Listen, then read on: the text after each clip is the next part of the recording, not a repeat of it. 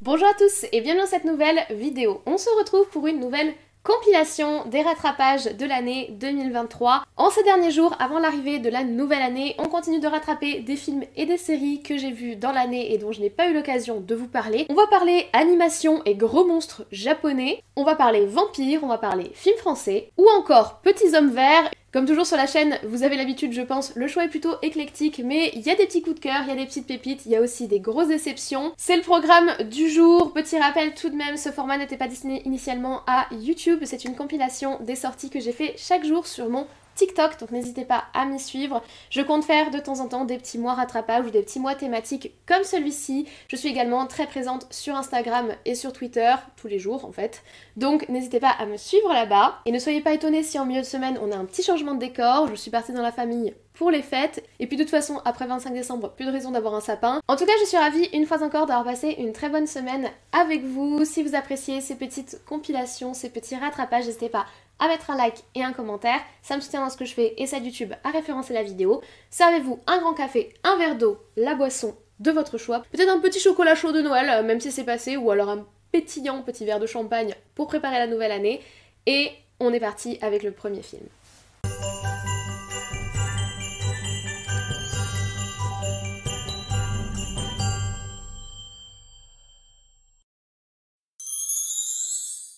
Ce 22e jour, on va parler d'un film d'horreur et SF. J'adore quand ces deux genres se rencontrent, qui est disponible sur la plateforme Disney+, et qui a plutôt fait positivement parler de lui ces derniers mois. C'est le film No One Will Save You, ou Traqué en français. Alors déjà, petit point sur le fait que le titre français est absolument nullissime, voilà, j'avais besoin de le dire, parce que No One Will Save You, donc personne ne viendra à ton secours, ça aurait fait un très bon titre également, ils auraient pu également le garder en anglais, tout simplement, mais Traqué, vraiment, je trouve que ça va pas du tout au film, ça montre pas du tout l'ambiance du film, et c'est bien dommage parce que de l'ambiance, il y en a dans le film, et qu'en plus les affiches pour le coup sont plutôt bonnes, mais au-delà de ça, le film dure 1h33, durée parfaite pour un film d'horreur. Et il est sorti le 19 septembre 2023 sur la plateforme Disney+, donc. Dans ce film, nous suivons Bryn Adams, qui vit un petit peu recluse dans sa maison d'enfance. On comprend pas trop son quotidien, à vrai dire, on n'a pas beaucoup d'informations sur elle au début du film. On la suit dans sa vie tous les jours, alors qu'elle semble éviter la majorité des gens de la ville qui l'entourent et jusqu'à ses voisins. Cependant, ce quotidien tranquille et plutôt calme va être perturbé car une nuit, elle entend des bruits suspects autour de sa maison et elle se rend compte que des individus étranges essayent de pénétrer son domicile. Commence alors pour elle plusieurs jours extrêmement inquiétants dans un contexte de SF particulièrement vintage et particulièrement intriguant. Quand le film est sorti en septembre, j'en ai pas beaucoup entendu parler sur le moment. C'est après que j'ai commencé à avoir des retours plutôt positifs et j'ai décidé de lancer le film et franchement, j'ai pas été déçue. Le film est vraiment original et surtout, il a un point commun avec tous les films que j'apprécie en général, c'est qu'il va jusqu'au bout de son concept. Il s'assume totalement et il assume totalement l'ASF qu'ils ont choisi dans ce film et la façon dont ils ont choisi de la mettre à l'image. Et j'adore quand un film il va à fond et quand un film assume pleinement ses partis pris, et c'est vraiment le cas de ce film, et comme beaucoup de ces films qui s'assument pleinement, soit vous allez adorer votre visionnage, soit vous allez passer complètement à côté. Moi personnellement, j'ai vraiment adoré. Je vais pas vous en dire trop, mais pour vous simplifier un petit peu les choses, j'ai beaucoup aimé le côté vintage, comme je vous l'ai dit, de la SF, les designs qui ont été choisis, des visuels qui ont été choisis, et la façon dont la caméra filme toute l'action, et la façon dont l'actrice nous déroute énormément dans le film. Notre personnage principal est pas très attachante, dans le sens où on ne comprend rien à sa vie. Dès le début, on est projeté dans une espèce de situation très oppressante qu'elle semble vivre mais qu'on ne comprend pas, et cette ambiance se maintient tout le long du film et l'actrice la porte très très bien à l'écran. C'est d'ailleurs intéressant de savoir que le film a été réalisé par Brian Dunfield, qui avait déjà réalisé un film un petit peu dans le même style, avec un personnage principal qui était pas forcément très attachant, un univers qui était plutôt déroutant mais une très bonne ambiance et une très bonne angoisse. C'était le film Underwater, qui avait lui aussi apporté ce propos un petit peu SF et ce côté un petit peu vintage des ambiances. Je trouve qu'il apporte vraiment quelque chose d'intéressant dans ses films et j'ai hâte de voir les suivants du coup parce que j'ai beaucoup aimé No One Will Save You. Les musiques sont super, la fin qui est très en suspens, on va dire. Je sais pas si on peut parler vraiment de fin, m'a vraiment laissé assise sur mon canapé. J'aime beaucoup quand les films finissent comme ça. Tu t'attends soit à un dénouement tragique, soit plus généralement à un dénouement très positif avec plein de papillons et de petits arcs-en-ciel.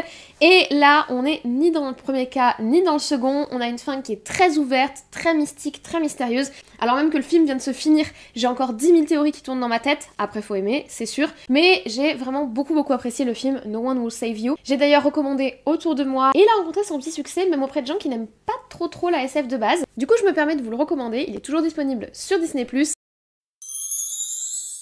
Et en ce 23e jour, on va parler d'un thriller que j'ai raté au cinéma et que je ne pensais pas pouvoir voir cette année, mais c'est chose faite parce qu'il a été disponible sur Canal+, c'est le film Misanthrope. Le film est sorti au cinéma le 26 avril 2023.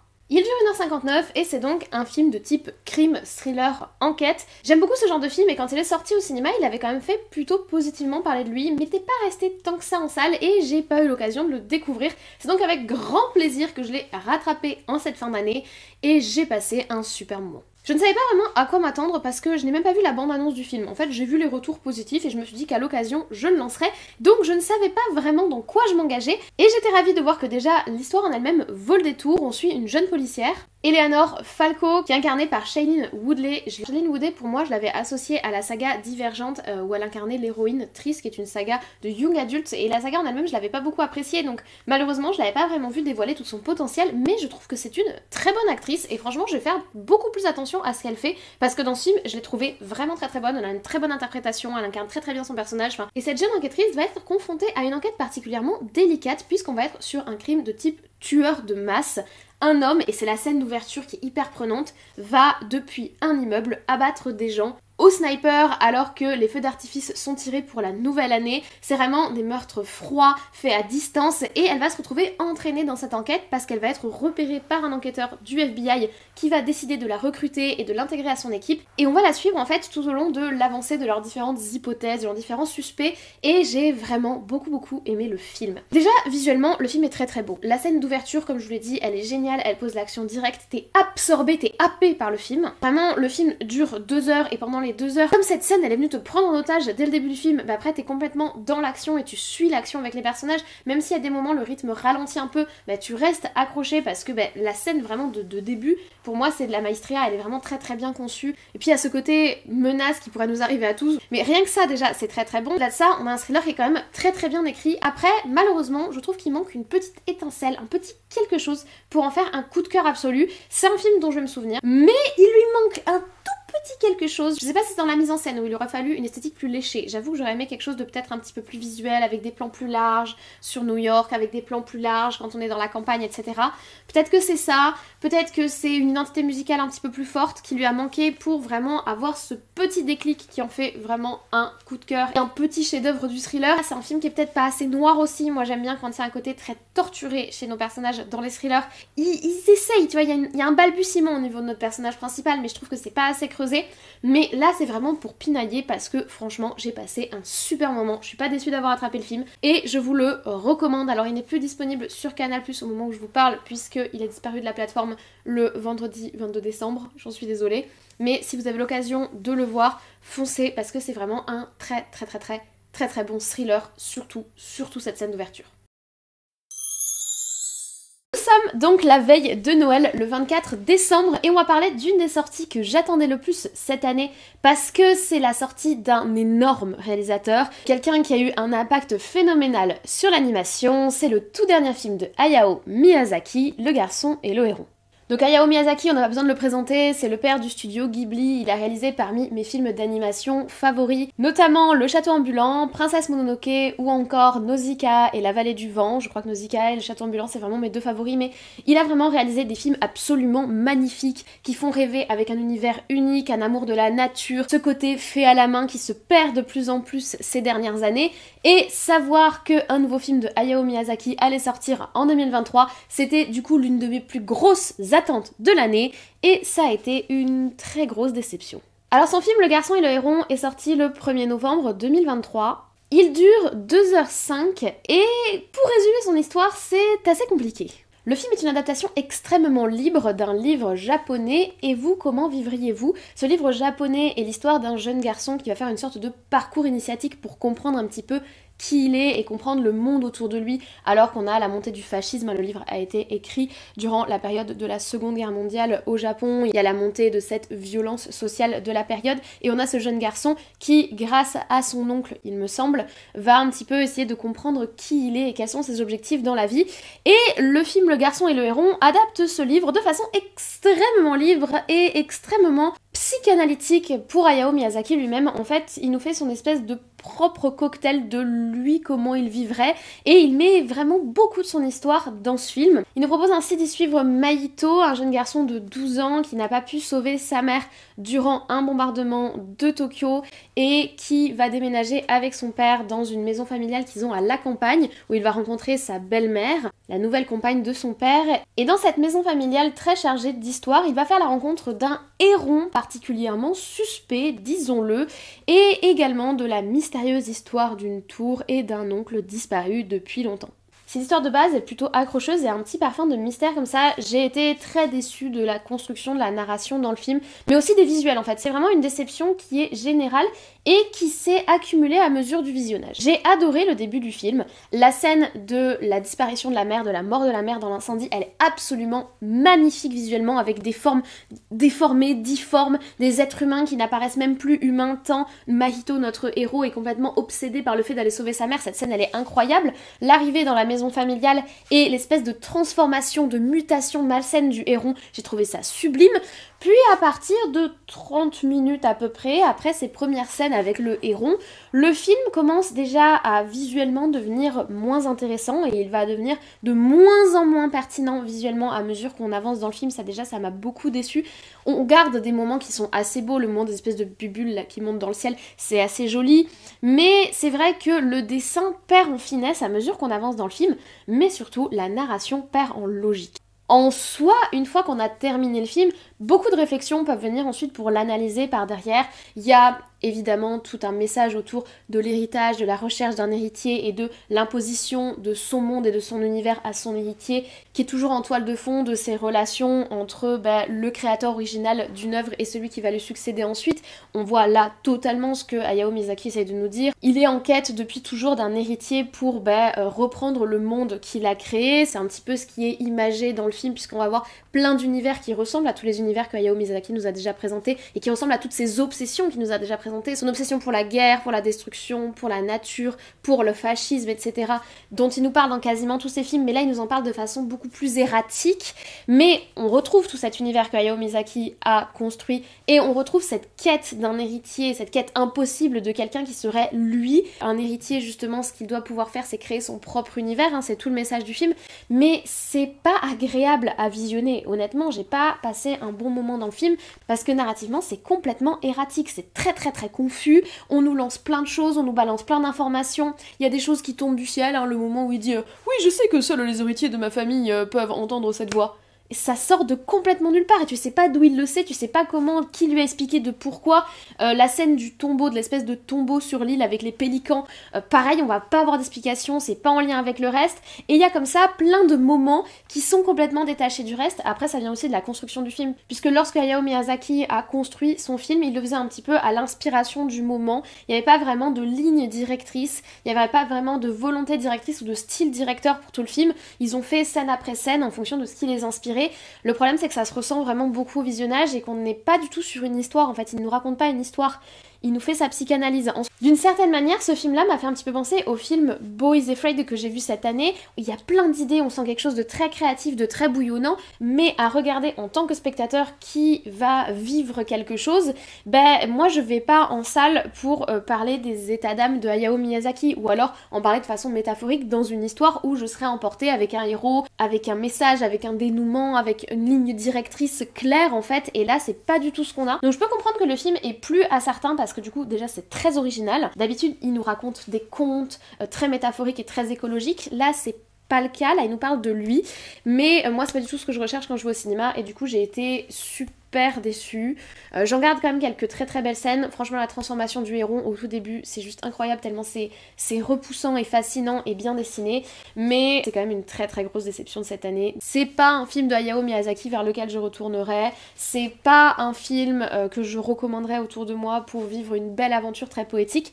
Par contre, le point positif, c'est que ça m'a donné extrêmement envie de lire le livre Et vous, comment vivrez-vous? Et c'est d'ailleurs le programme de mes vacances de Noël, donc s'il y a un point positif qui ressort, c'est que ça m'a fait découvrir un ouvrage qui m'intrigue énormément et que du coup, je vais lire. Tout tout d'abord, je commence par vous souhaiter un très joyeux Noël à ceux qui le fêtent. J'espère que vous avez été gâtés, j'espère que vous avez passé un bon moment entre amis, en famille, chez vous. J'espère que vous avez bien mangé parce que ça fait aussi totalement partie de Noël. J'espère que vous allez passer une très bonne journée. Moi, je me suis un petit peu creusé la tête pour savoir de quel film vous parlez le jour de Noël et quoi de mieux le jour de Noël que de parler de Godzilla. Je me suis dit que c'était totalement thématique. Plus sérieusement, quoi de mieux que vous parler le jour de Noël d'un film coup de cœur de cette année dont je n'ai malheureusement pas eu l'occasion de vous parler dans une vidéo tout simplement parce que le film a été en salle seulement 2 jours et que je me voyais pas vous recommander un film qui n'est pas disponible pour que vous puissiez le voir. Mais je voulais quand même marquer le coup et vous parler de Godzilla Minus One qui est donc sorti cette année au cinéma. Alors Godzilla Minus One, il dure 2h05 et il est sorti le 3 novembre 2023 au Japon. En France il est sorti, mais comme je vous l'ai dit, il n'a été disponible en salle que 2 jours, uniquement dans les cinémas Pathé et uniquement dans les salles IMAX et 4DX, donc les salles les plus chères de ces cinémas. Il me semble qu'il y a eu quelques représentations en Dolby et qu'il est également passé au musée de la culture japonaise à Paris, je sais plus comment il s'appelle. Mais voilà, ça a été une diffusion très très courte et pas forcément accessible à tous, du coup je me voyais pas faire une grosse vidéo sur le film et vous dire que je l'ai adoré, alors que si vous ne l'avez pas vu, vous n'aurez pas l'occasion de le voir avant qu'il sorte en DVD ou sur plateforme. Mais j'ai adoré le film, voilà, il faut le dire. Je pense que vous le savez sur la chaîne, j'aime beaucoup les kaiju, j'aime beaucoup Godzilla, c'est vraiment une figure de la culture japonaise qui s'est répandue dans toute la pop culture. Et moi j'adore tout le folklore autour de ces films. Il faut reconnaître que les films japonais sur Godzilla ont beaucoup de mal à arriver jusqu'à nous en France, donc c'était une chance de pouvoir voir celui-ci en salle, même si j'aurais souhaité vraiment que la diffusion soit beaucoup plus large. Je pense que ce film aurait pu faire la surprise grâce au bouche à oreille, grâce à des gens comme ça sur les réseaux comme moi, qui auraient pu inciter d'autres personnes à découvrir ce film parce qu'il a vraiment beaucoup de potentiel, donc c'est une chance qu'on l'ait eu en salle, mais j'aurais aimé qu'il ait une diffusion beaucoup plus classique et beaucoup plus accessible. Pourquoi ? Parce que Petit 1, c'est un très très bon blockbuster, du moins type blockbuster. Le film n'a pas été fait sur un très très gros budget, mais on retrouve vraiment tous les codes du blockbuster avec l'icône qui est Godzilla, avec des scènes d'action vachement impactantes, un personnage principal qui est assez torturé. Bref, on a tous les ingrédients pour un très très bon film d'action, film d'aventure, film de SF. En plus de ça, moi ce que j'ai vraiment adoré dans le film, c'est les effets spéciaux. Ils ont choisi des effets spéciaux physiques, donc ils ont choisi une créature Godzilla qui n'est pas numérique, qui existe réellement et qui est en plus un hommage au Godzilla des films japonais des années 60, 70, 80, où on a un Godzilla qui est très statique mais qui est monstrueusement physique à l'écran. Moi du coup j'ai choisi d'aller le voir en IMAX puisqu'il est diffusé que en IMAX ou en 4DX. J'ai choisi l'IMAX et sur l'écran gigantesque j'avais vraiment l'impression qu'il était dans la pièce avec nous. En plus avec le son Dolby Surround, là le son des salles IMAX, j'avais les baffles sous mon siège qui tremblaient chaque fois que les pieds de Godzilla touchaient le sol ou chaque fois qu'il hurlait. Ça m'a rendu le film ultra immersif, j'avais vraiment l'impression d'y être et il faut reconnaître que les scènes d'action sont excellente dans ce film. Je ne serai pas aussi dithyrambique concernant l'acting et l'écriture des personnages humains, on va dire. Moi, l'écriture de Godzilla, j'ai adoré. Il gueule, il est pas content, il sort de l'océan, tout ça, j'adore. Les personnages humains, c'est un petit peu plus tortueux, c'est un petit peu moins convaincant. Une espèce de romance, mais qui est pas très très bien écrite, hein, soyons honnêtes. Notre personnage principal est un ancien soldat qui était destiné à être kamikaze et qui a déserté lors de la Seconde Guerre mondiale, qui est donc vu très négativement par les gens dans la société japonaise. Alors, c'est super intéressant de nous montrer la société japonaise post-Seconde Guerre mondiale, c'est super intéressant de nous parler du cas des kamikazes au Japon, qui est vraiment une unicité de cette période. Il n'y a que au Japon qu'on a vraiment eu ces gens qui étaient destinés à être kamikazes, donc destinés à se sacrifier pour le pays. Je trouve ça très intéressant de le traiter. Le réalisateur l'a déjà d'ailleurs traité dans un autre film qu'il a sorti il y a quelques années qui porte uniquement sur les kamikazes. On sent que c'est un sujet qui lui tient à cœur et pour le coup ça c'est bien traité, mais par contre le personnage en lui-même il est torturé, mais pas au sens où il a un côté sombre etc. Il est torturé au sens où il y a beaucoup de scènes de mutisme, il y a des relations qui sont très complexes et qui sont pas vraiment très très bien expliquées. La relation avec sa compagne elle est pas très très bien amenée. La scène où la compagne il se passe ce qui doit se passer, sa logique après, sa réaction après elle fait pas sens et du coup le rebondissement de fin de film est pour le coup un peu absurde. La petite fille joue très mal, hein, elle pleure en faisant comme ça, personne ne pleure en faisant ça, mademoiselle. Donc voilà, il y a plein de petits trucs comme ça. Le cinéma japonais peut être très stéréotypé, surtout sur ses personnages secondaires. Je pense au capitaine du navire sur lequel il travaille, je pense à la voisine, ils sont très stéréotypés. Mais du coup, là encore, ça enlève de la subtilité aux personnages humains. mais tout ça est rattrapé par les scènes où Godzilla apparaît. Dès que Godzilla est là, en fait, c'est juste trop bien, c'est juste excellent. En plus, toutes les techniques qu'ils utilisent pour le combattre, la façon dont il est montré, la façon dont la menace est montrée, le côté un petit peu galvanisant, alors il y a un côté très vive le pays, mais bon, c'est assez classique des films de guerre, c'est assez classique du contexte des années 50-60 au Japon, donc ça m'a pas choqué, mais bon, faut s'y préparer psychologiquement. Mais vraiment, j'ai passé un très très bon moment devant le film, j'ai passé 2 très bonnes heures en salle, et j'aurais aimé pouvoir vous recommander ce film, et j'aurais aimé pouvoir vous inciter à aller le voir au cinéma. Ce ne sera malheureusement pas le cas, j'en suis désolée. J'espère cependant qu'il arrivera rapidement sur plateforme ou en DVD pour que le plus grand nombre puisse y avoir accès. Vu qu'il est sorti que 2 jours et dans moins de 500 salles, normalement il contourne tout ce qui est réglementation, chronologie des médias, donc il devrait être disponible rapidement, on l'espère, parce que c'est vraiment un film que je vous recommande de découvrir. C'est un très bon film de Godzilla. Si vous avez l'occasion, voyez Godzilla Minus One. Je pense que vous l'avez remarqué, nous avons changé de décor, plus de sapin, puisque ça y est, Noël est passé, moi j'ai bougé dans la famille, mais cela n'arrête pas nos petits rattrapages avant que la nouvelle année n'arrive, et aujourd'hui, on parle d'un film de vampire qui me faisait énormément envie cette année, juste parce que le casting était fou, c'est le film Renfield. Ce film est réalisé par Chris McKay. On connaît déjà l'humour de Chris McKay. On a l'habitude de détourner le code avec notamment son film La Grande Aventure Lego et la suite avec Batman, que j'avais personnellement plutôt apprécié. Et cette fois-ci, c'est la figure de Dracula qu'il va détourner dans ce film sorti en avril 2023. Le film dure 1h33 et son argument principal, je vous l'ai dit, c'est son casting, puisqu'on retrouve en compte Dracula, ne serait-ce que Nicolas Cage, qui est un acteur que j'adore. Nicolas Cage, c'est pour le meilleur et pour le pire. Il a réalisé des films et il a eu des rôles absolument excellents. Il a joué aussi dans des films particulièrement étranges. Il est d'ailleurs connu pour ça, pour jouer dans des projets un petit peu, on va dire, échevelés. Il a eu aussi de très mauvais rôles et de très mauvais acting, mais j'ai une petite corde sensible pour Nicolas Cage, donc savoir qu'il va jouer le comte Dracula, Monsieur Dracula, rien que ça m'intrigue beaucoup, d'autant plus qu'à ses côtés, on a Nicolas Hoult. Nicolas Hoult, je l'aime beaucoup. L'année dernière, il était dans le film Le Menu, que j'avais adoré. Il a également joué dans la saga X-Men, dans l'excellent Warm Bodies, ou encore, bien évidemment, dans Mad Max Fury Road.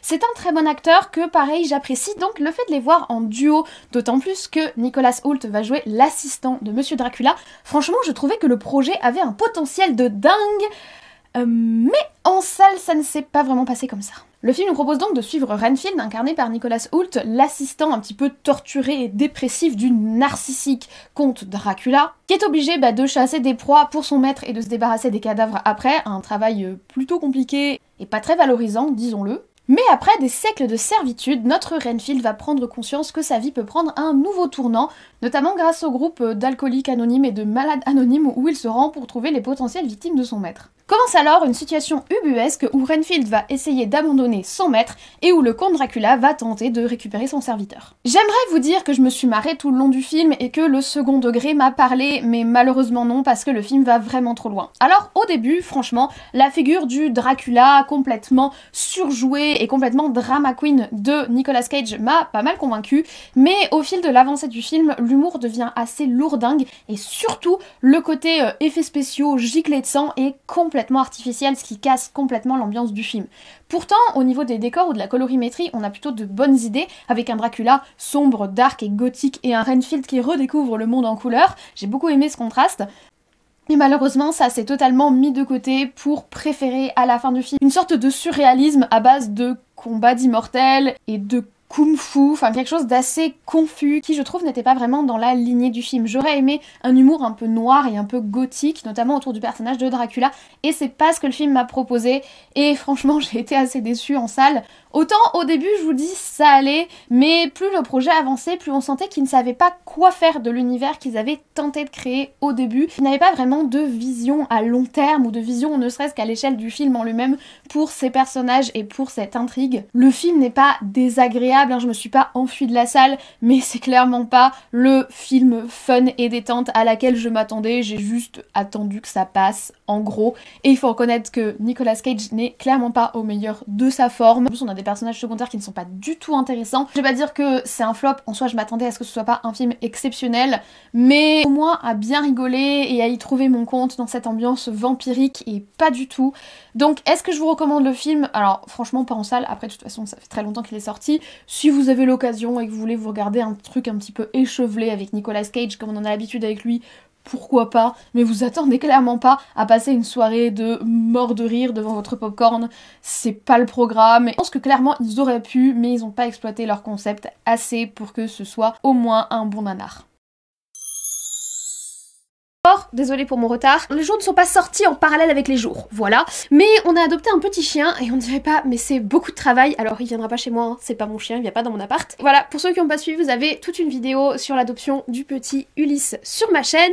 Sur ce, reprenons le vif du sujet. Aujourd'hui, on va parler d'un des films français sur lequel j'aurais misé en début d'année si vraiment j'avais dû choisir un film où je me suis dit, je pense que celui-là va me plaire, je pense que celui-là, il a du potentiel. C'est le film Vision. Ce film est réalisé par Yann Gauzian, qui a déjà réalisé le film Boîte Noire, que j'avais plutôt apprécié. Et s'il nous propose un casting plutôt classique pour un film français avec Mathieu Kassovitz, qui est un incontournable du cinéma français, on a en premier rôle Diane Kruger, et ça j'avoue que ça m'a beaucoup intriguée, puisque c'est une actrice que j'apprécie beaucoup. Sorti le 6 septembre 2023, le film dure 2h03, donc c'est une durée un petit peu dans les ordres actuels, et c'est un film de type thriller-drame qui nous propose de suivre Estelle, une pilote d'avion dont la vie est archi-réglementée et tourne autour de son métier, et qui entre deux vols semble vivre le parfait amour avec son mari Guillaume. Mais un jour, par un total hasard, elle croise la route dans un aéroport de Anna, une photographe avec qui elle a eu une aventure plus que passionnée 20 ans plus tôt et qu'elle va de nouveau avoir du mal à se sortir de la tête. La vie très réglementée de Estelle va alors commencer à s'effriter, alors que son ancienne conquête la fait retomber dans une spirale entre obsession et moments presque irrationnels. Qu'est-ce qu'il y a, bébé? Il est où le petit chien? Tu peux venir là, tu te couches. Là, couche. Coucher. Voilà, c'est bien.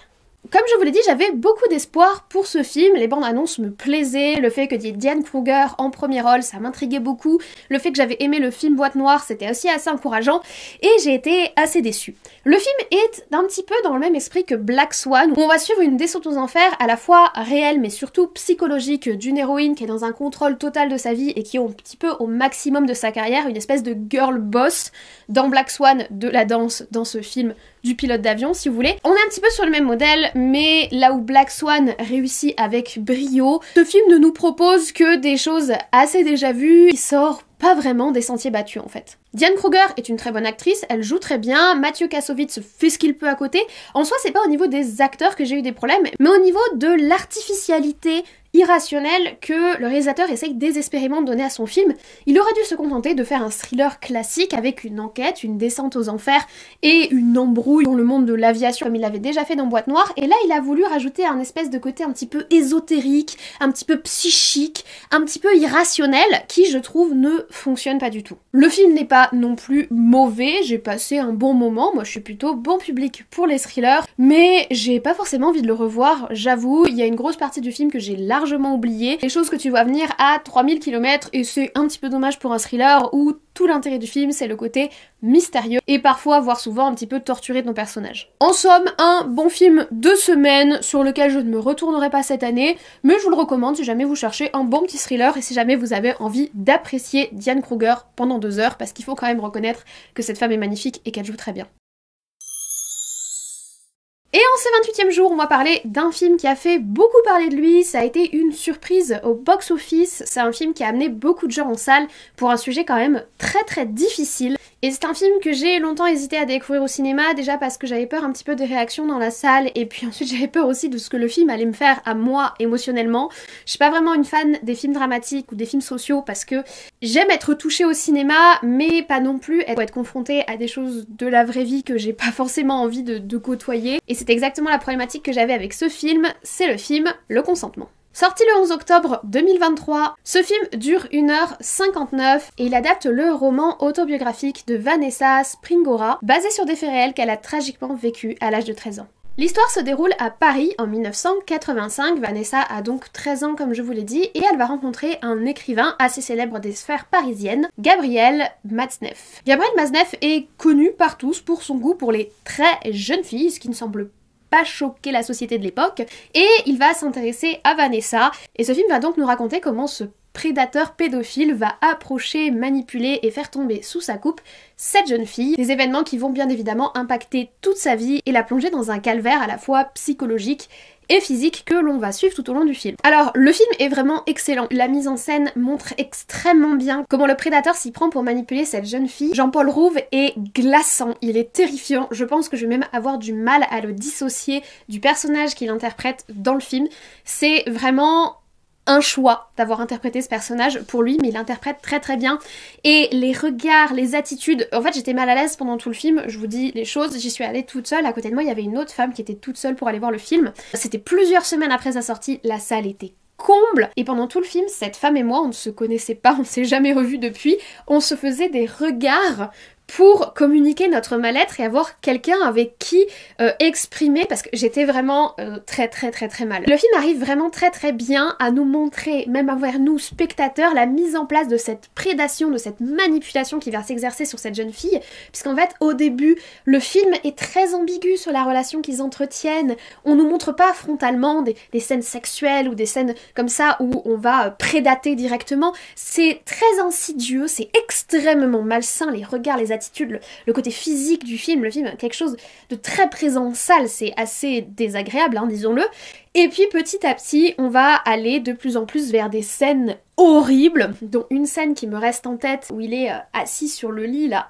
Si vous avez vu le film, cette scène elle est atroce, j'y repense encore. Et à la fin du film, on voit l'impact que ça a eu. Vanessa aujourd'hui, la Vanessa qui a écrit le livre, et puis on voit aussi l'influence culturelle qu'avait cet auteur et que peut encore avoir cet auteur dans certains cercles littéraires et dans certains médias à l'époque, et c'est écœurant. C'est écœurant, c'est immonde. Le film montre vraiment très très bien cet aspect écœurant et immonde, cet aspect de prédation, cet aspect de manipulation mentale, de complet retournement psychologique de cette jeune fille. Le film est très intelligent dans la façon dont il est construit, il est visuellement percutant et pourtant il est également très subtil. L'acting est franchement très très bon. Je vous dis, Jean-Paul Rouve, il a vraiment fait un choix.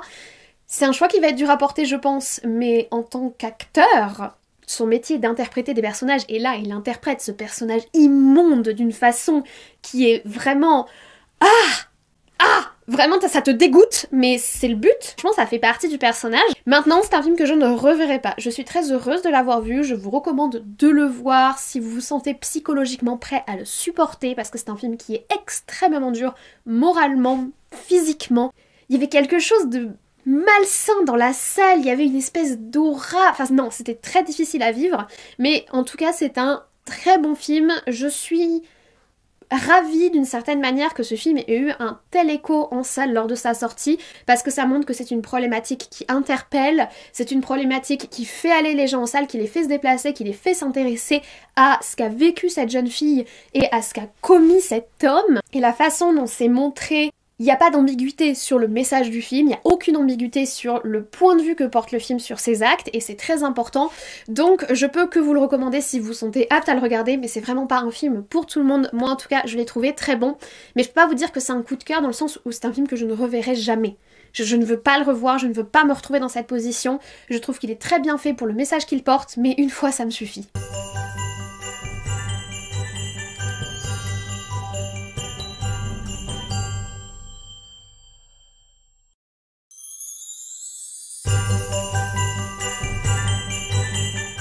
Backstage de pourquoi je suis en retard et pourquoi c'est compliqué de tourner depuis quelques jours. Dès qu'on s'intéresse pas à lui, en fait, il se met à pleurer. Donc là, j'en profite, il s'est endormi parce qu'on a fait moult balades et qu'on a couru dans des montées, etc.